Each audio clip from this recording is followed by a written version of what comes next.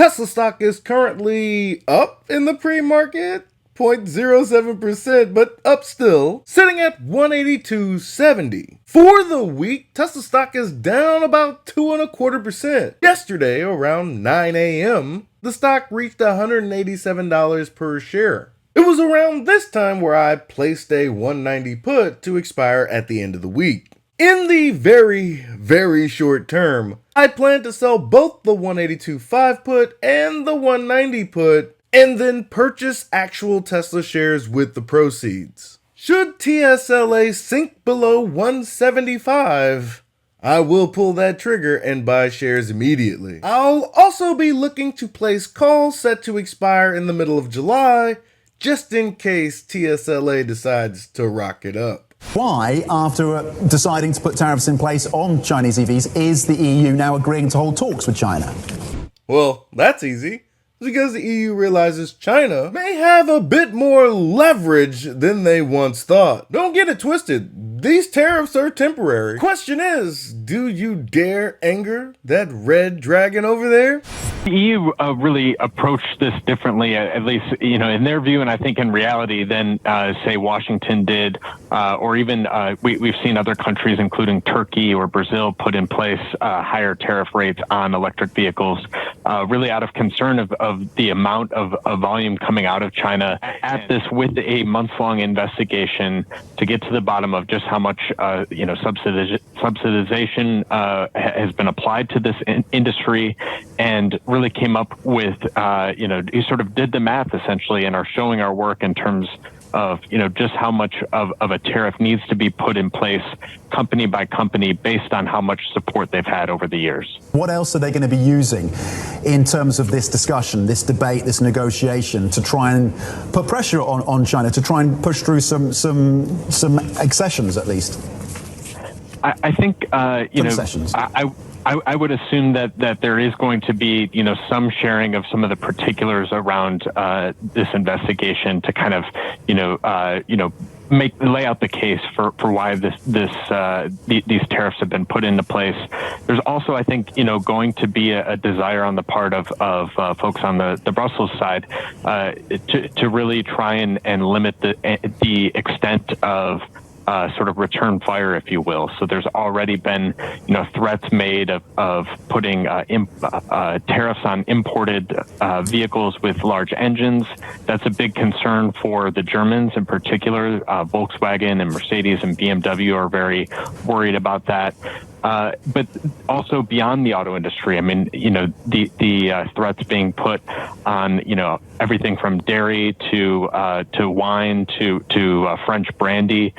So this has the potential to, become something much more than just a trade fight over cars. Trade tensions will mount across various industries. These tariffs are only meant to be a stopgap until the legacy auto manufacturers of Europe can improve their manufacturing process, improve their supply chains, improve on the technology before they're just bombarded by Chinese electric vehicles. This scene will ultimately play out in the United States as well.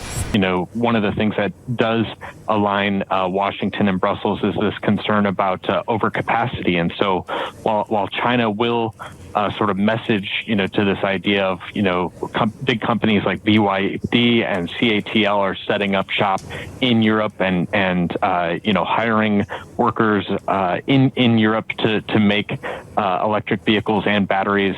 One of the big concerns that you hear from Brussels and Washington is about the extent of overcapacity in China. So even if there is some on the margin, investment outside of China, what is going to be done about the fact that there are so many car companies and battery companies producing so many vehicles and batteries?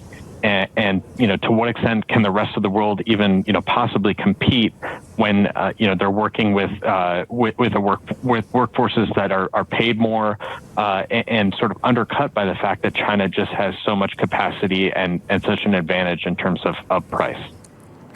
Tesla's layoffs have reduced the company's headcount by about 14% so far this year, according to a count of the people on Tesla's company-wide email distribution list, which was viewed by CNBC.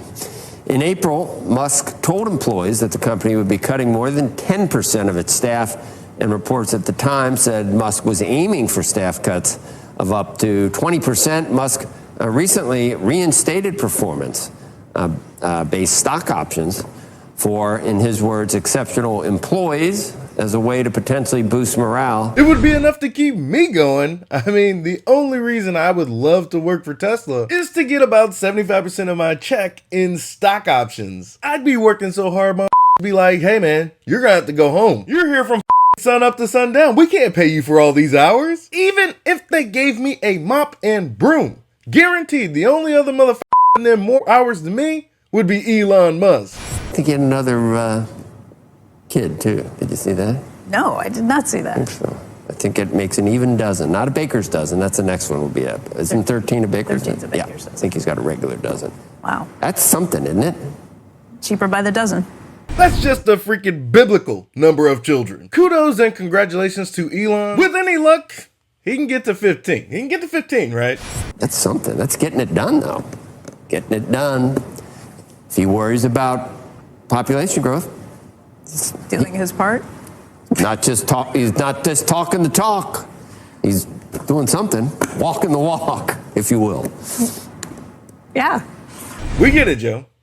He be Elon be in conclusion.